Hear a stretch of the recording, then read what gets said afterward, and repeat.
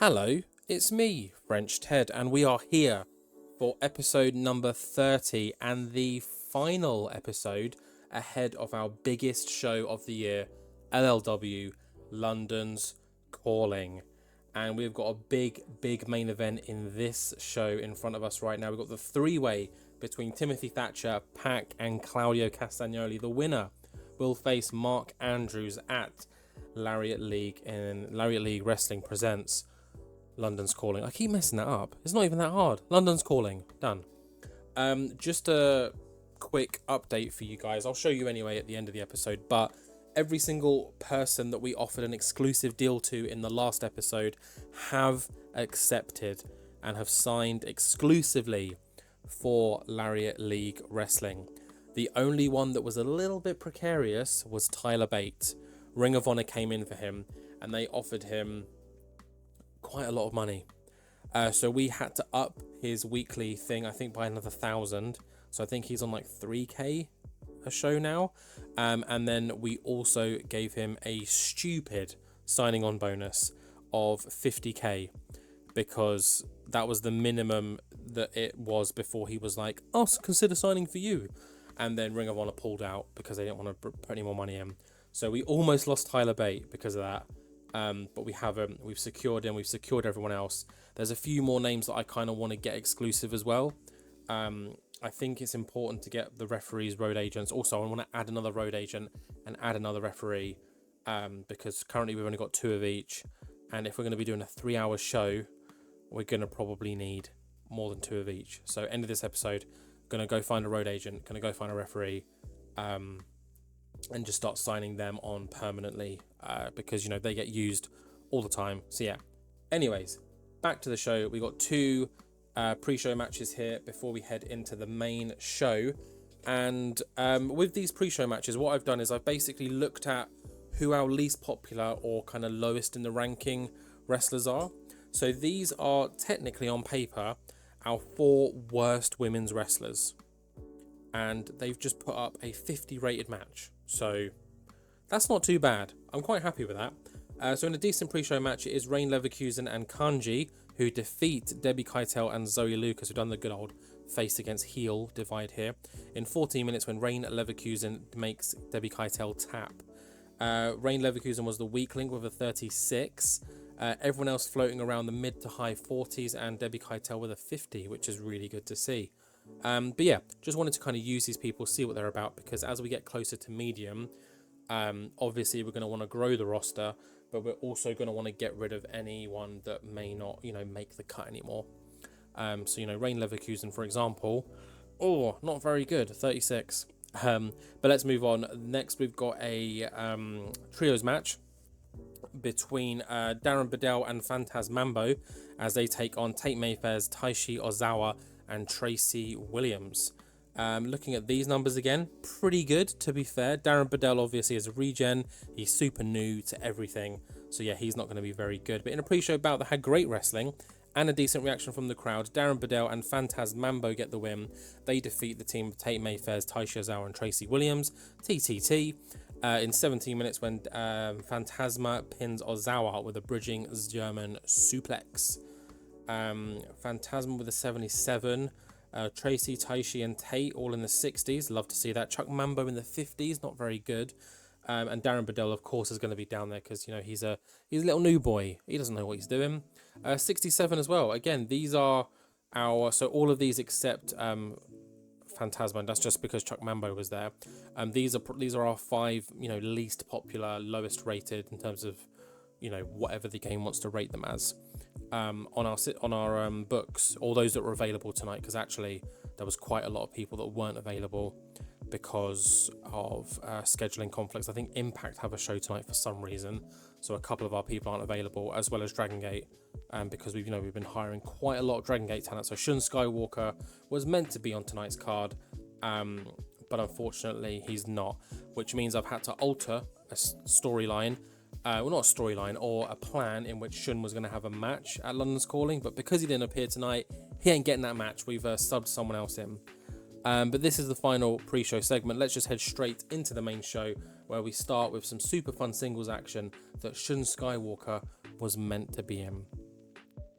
And it is Cara Noir. Oh, hold on a second. It's 78 taking on Leon Slater. And in a bout that had superb wrestling and good heat, Cara Noir defeats Leon Slater in 22 minutes with the sleeper hold. Cara with a 78. My boy. You know, someone who's kind of been slept on for a while. He was like our best performer many moons ago, and now he's kind of just, you know, fallen into obscurity. But yeah, super win here. 78 rating. Leon with a 66 as well, which is great.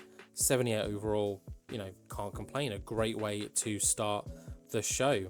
Following on from this though, Cara grabs the microphone and says that he feels underappreciated and demands a match at London's Calling after all of the effort and work that he's put in. And just as he says that, some music hits, and it is Chris Brooks, you know, fresh I'd say, from, you know, his long stint in Japan, is back in the UK, back in England, and he debuts for LLW to accept and challenge, I guess, Cara Noir at London's Calling. And of course Cara accepts, so we're going to get Cara Noir taking on Chris Brooks at London's Calling. This was meant to be Shun Skywalker in place of Chris Brooks, but it was meant to be flip reverse, so it's meant to be Shun that gets the win and then claims that he's the best wrestler in LLW, in which Cara comes out and says, you know, it's about time someone showed you, you know, blah blah blah blah blah, and then they have a match, but Shun didn't appear, so Shun doesn't get his opportunity. Simple as that. But we brought in Chris Brooks anyway. We were going to bring him in for something else, but we figured we'd use him for this instead. So yeah, that match is now confirmed for London's Calling. At the end of this episode, we will have the final card confirmed, so I will go through that at the end. But just to recap the gimmick change, got the swagger gimmick, which weirdly isn't a swagger gimmick. It's marketable and losses don't hurt his momentum, which is honestly pretty great. Following this though, Aisha Ray cuts a promo on Rina Yamashita, just says that Rina will be the toughest test yet, and throwing Megan Bain into the mix makes it that much more difficult. But Aisha Ray says that I've been here since day one, just like Ashton Smith, who is currently at the top of the hill in terms of the men's division. I will reclaim my spot at the top of the hill of the women's division at London's Calling, the biggest show in LLW history. So yeah, great little promo from Aisha Ray here. And speaking of Rina Yamashita, Rina is in action next against Gia Brookside. And in a decent match, it is Rina Yamashita that gets the win. Of course it is, with the Splash Mountain, making defense number 2 of her Queen of the Lariat League title. Rina with a 60 rating match, which isn't the best, but decent enough. And Gia Brookside with a 42, which again isn't the best, but it's decent enough. Oh, also, Masha Slamovich is gone, in case you hadn't guessed. She hasn't lost a match yet. That's because she's not here anymore. So Masha is officially gone, which is sad. Really wanted to use her. But there's always, you know, opportunity down the line to rehire at some point. So we will keep tabs on many, many names that have suddenly gone exclusive. Following this though, Rina is celebrating and she pulls a ladder out from under the ring, puts it in the middle of the ring, climbs to the top of it and holds her belt up high, in which she then stares down William Regal from top of the belt, because Regal is of course on commentary just at the side of the ring, and she screams at the top of her lungs, "Make it a ladder match, William! Make it a ladder match!" To which William, you can see just being like, okay, and nodding, and William Regal gets up and confirms that the 3-way, which was once a 2-way, which is now a 3-way, is now a ladder match. So Rina Yamashita is going to defend her title. I don't know why she's doing this to herself. Is going to defend her title against Aisha Ray and Megan Bain, this time in a ladder match, and that will happen at LLW Presents London's Calling. 66 rate segment, love that. And yeah, I think there's only one thing left for this episode, a nice in and out, let's get shit done episode, and it is that 3-way. We've left a lot of TV time for this because we know it's going to go on for a while. Timothy Thatcher, Pac, Claudio, who's your money on? Who will be facing Mark Andrews at London's Calling? Let's find out. 86, my goodness, why are we not medium? We are a small company putting on an 86 rated performance of a show. Like, what? So in a bout that had superb wrestling and great heat, Timothy Thatcher gets the win. He defeats Pac and Claudio Castagnoli in 29 minutes when he pins Claudio with the London Bridge falling down. I'm assuming that's London Bridge is falling down. And how appropriate that London Bridge is falling down is what gets Timothy Thatcher to LLW Presents London's Calling. Claudio was the weak link in this match because Timothy put up an 88 performance and Pac with an 81, an 86 rated match. Jesus Christ. And Timothy Thatcher, of course, after a hard fought 29 minute match, celebrates in the ring as Mark Andrews comes down to confront him face to face. These two men who are very different styles, very different builds, very different in almost every way possible, will come face to face at London's Calling for the Prince of the Lariat League title. I mean, and if I'm being honest, if you're betting against Timothy Thatcher, then there's something wrong with you, because that man is a monster. Let's finish the show and see how we did. A 78 rated show. My goodness, why are we not medium yet? Like, come on. If we can put on an 86 rated main event on a TV show, like, what are we doing right? I mean, we're doing everything right. But that is another match confirmed for London's Calling. And I believe... No, that's not every match confirmed yet. We've still got 2 more matches to confirm based on my card that I've got written down. I mean, that's a bit of a spoiler, I guess. But heading into the next show, which we will head to in 20 seconds, you will see those 2 unfold. So yeah, let's not waste any more time. This was a great card. This was a fantastic match.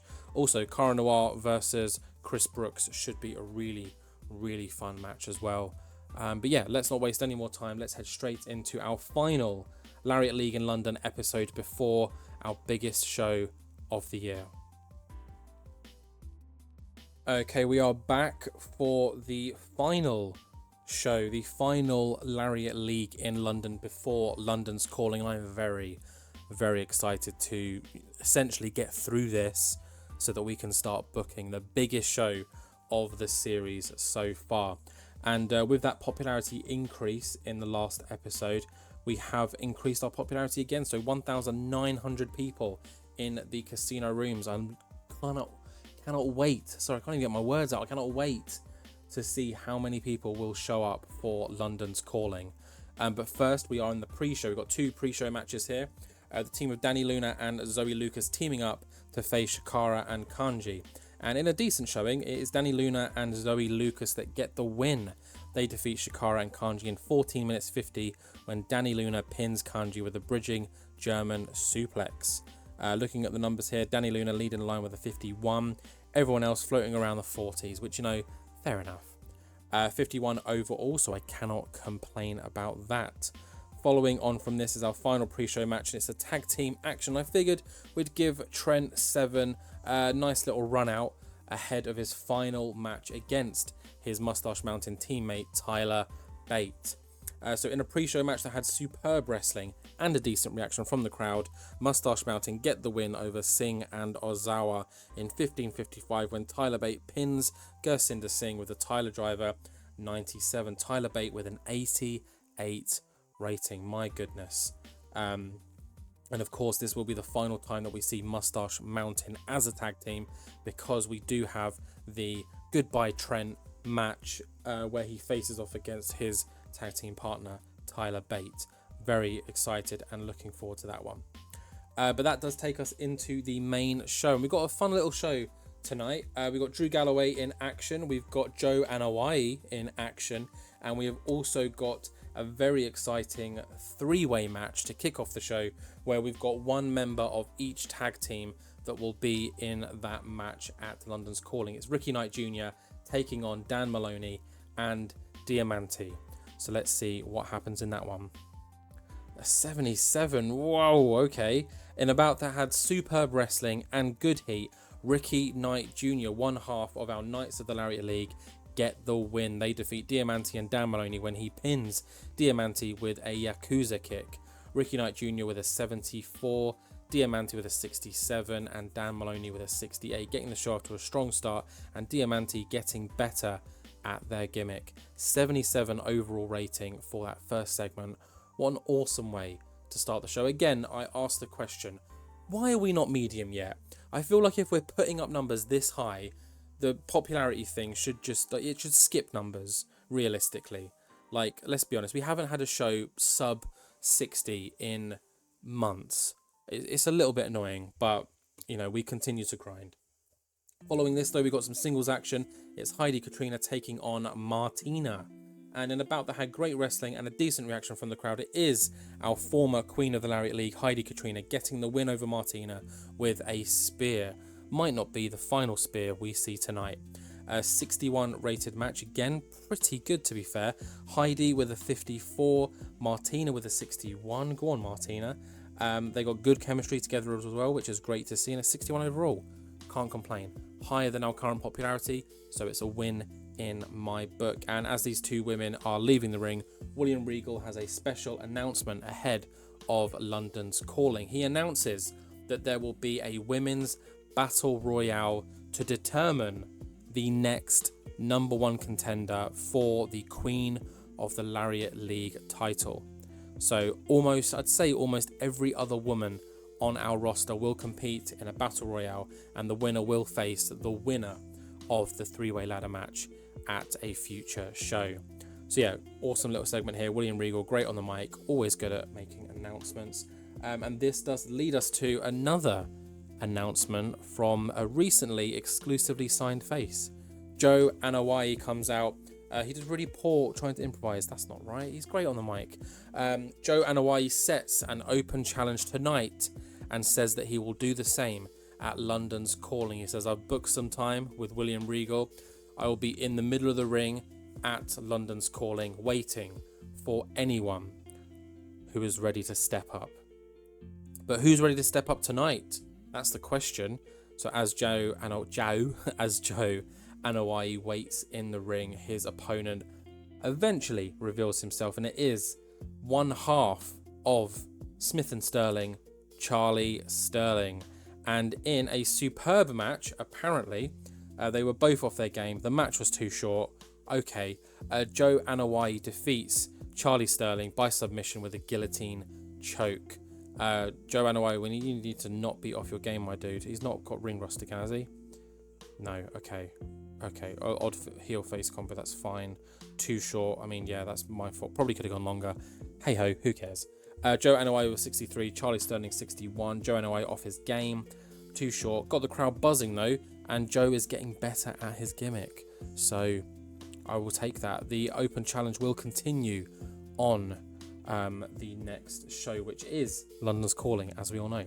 64 overall. Thought it'd be a bit better than that, but hopefully Anoa'i can get a little bit better in the future. But this does take us to our main event, and it is Drew Galloway, similar to how we had Ashton Smith in the last episode. Drew Galloway having a nice little warm-up match, and he takes on Michael Oku. And in a bout that had superb wrestling and great heat, Drew Galloway defeats Michael Oku in 21-29 with the Claymore kick. Drew Galloway with a 79 rated performance, and Michael Oku with a 63. The hints at the heel turn got a poor reaction. I don't care, I'm doing it anyway. So post-match, let's just say narratively, Drew Galloway says, I'm not finished with this kid. He picks up Oku and just starts beating the living shit out of him. To which our current king of the Lariat League, Ashton Smith, comes running down, saves the day, pulls Oku out the ring, and then him and Galloway butt heads. Security have to come in just to separate the two of them. Galloway smirking away, being like, I'll see you at London's Calling. Ashton Smith holds his title up high, and let's just confirm that change. I know it's not going to go down well, but he will get better as a heel. We know that Galloway is great as a heel, so we're going to do that. And that is how we close the show, with Drew Galloway and Ashton Smith needing to be separated because, of course, you know, they got to wait until the big main event in our next show. But let's see how this show did. Started off really strong and then kind of, you know, petered out a little bit. But a 76 nonetheless. I mean, come on. We're killing it. Left, right, centre, behind, everywhere. We are killing it. And yeah, that is the final card confirmed. And just while I've got you all here, we are going to jump back to the office as we always do. But I'm just going to quickly run down the card. This isn't necessarily the match order. This is just how I've got it written down. So we have got the Women's Battle Royale for the #1 contendership for the Queens of the Lariat League title. We've got Mark Andrews defending his Prince of the Lariat League title against Timothy Thatcher. We've got Cara Noir taking on Chris Brooks. We have got the 3-way ladder match for the Queen of the Lariat League title. That's Rina Yamashita, the champion, defending against Aisha Ray and Megan Bain. We've got Joe Anoa'i's Open Challenge. So who's going to accept that? We don't know. We have got Tyler Bate taking on Trent Seven in Trent Seven's final match at LLW. We've got the 3-way tag team match for the Knights of the Lariat League title, which is Ricky Knight Jr. and Colby Carino taking on the 01210 and New Blood. And then finally, the King of the Lariat League title match, Ashton Smith taking on Drew Galloway. Long-term rivals they've been, so hopefully that'll be a really, really good main event. And yeah, that is everything announced. It's going to be a stacked show, our biggest show by a mile. And yeah, I'm very, very excited for it. But let's not, chat too much here. Let's head straight into the office where we can check our popularity, check our money and all that. And yeah, in the meantime, I will hire another referee and another road agent. So I'll see you guys at the end of the month. Okay, here we are at the end of the month, well, the 1st of November, which you can see London's Calling is tonight. And I'm very, very excited. Looking at our money, we made $161,000 last month, which is great. Bring us up to 1.8 million. That is, thanks to our Global Wrestling Consortium. I think when we hit medium, we might give it like a couple of months and then leave the consortium, because obviously we're just splitting money with everyone. So obviously we don't want to be sharing money with these guys if we don't have to. Also, we're actually quite fortunate this month because we were actually at minus 51k, and that is all thanks to Tyler Bate and his $50,000 bonus. But just to show you guys what we've got going on in terms of our exclusive deals, these guys are all exclusive to us. We've got them here, ironclad for at least 2 years. Obviously, people like Joe Anoa'i, Drew Galloway, Tyler Bate, these people will probably in 2 years' time be wanted by everyone in the world. But who knows where we will be in 2 years' time? You never know. And we might grow exponentially. But either way, normally at the end of these ones, we check the money, we made money. We're still 15th in the world. I think that's where we were last time. Let's go by size. Yeah, here we are. And I think that's because, we're small. We're on the cusp of becoming medium. And I think once we hit that, we will jump. Because look, straight there, medium. Yeah, look, everyone's look, Impact medium. Oh, NXT is small, but they're big because, they're coming off of WWE. AEW medium. Yeah. Oh, Randy Orton, the biggest star in WWE right now. Interesting. Anyone left? Ivar has left. Oh. Has the other guy left as well? Whatever his name is. I only know them as Raymond Rowan thingy in it. But yeah, MJF loaned to Impact. Okay. Cool. Not much else to look at here because it's just sitting 15th. Looking at our actual size, still 55. We are 4 off. I think by the end of the year is maybe too close. Within the first month or two of the new year, hopefully we will be 59. I think after this pay-per-view event, if it goes well, this should jump up to 56, and then it's just getting to 59. Because there is those odd months where we go up by 2 instead of 1. So hopefully that's what November has in store for us. But yeah, there's not much else to look at. We did sign a referee. You can see here Kim Skiles. We signed her. She's unemployed. No one really wants her. Her refereeing is 69, which I think is fine for us right now. And then Kojima is a road agent. And, I love me a bit of Kojima. So I figured I'd bring him in and he can be a road agent. He does speak English, which is good. He's retired from wrestling now, so we can't use him for anything other than that. But I figured, who better to, produce and book matches and stuff than someone like Satoshi Kojima. Just thinking, is there anything else to look at? Let's have one last look at our creative and our titles. Let's go titles first. We've got current 2-time champion Ashton Smith will be defending against Drew Galloway. We've got Ricky Knight Jr. and Colby Carino, who will be defending against the 01210 and New Blood. We have got Mark Andrews, current champion, who will be defending against Timothy Thatcher. Good luck, Mark Andrews. And then we've got Rina Yamashita, our queen of the Lout League, defending against 2-time champion Aisha Ray and Megan Bain. And this should be retired. There we go. Let's just boom. Lovely. And then jumping to creative franchise players, Joe Anoa'i is at the top, of course.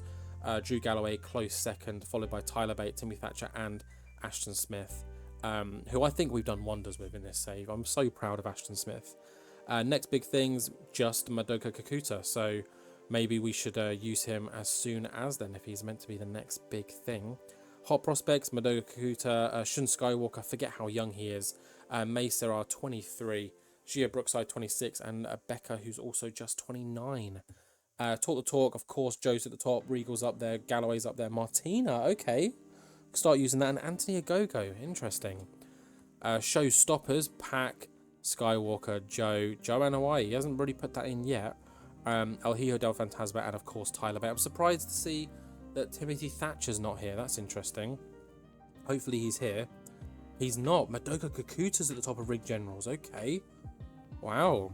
We'll have to use him as soon as then, I guess. And then we've got Pac, Tyler, Shun Skywalker, and Joe Anoa'i. And who is hot? Of course, Timothy Thatcher is.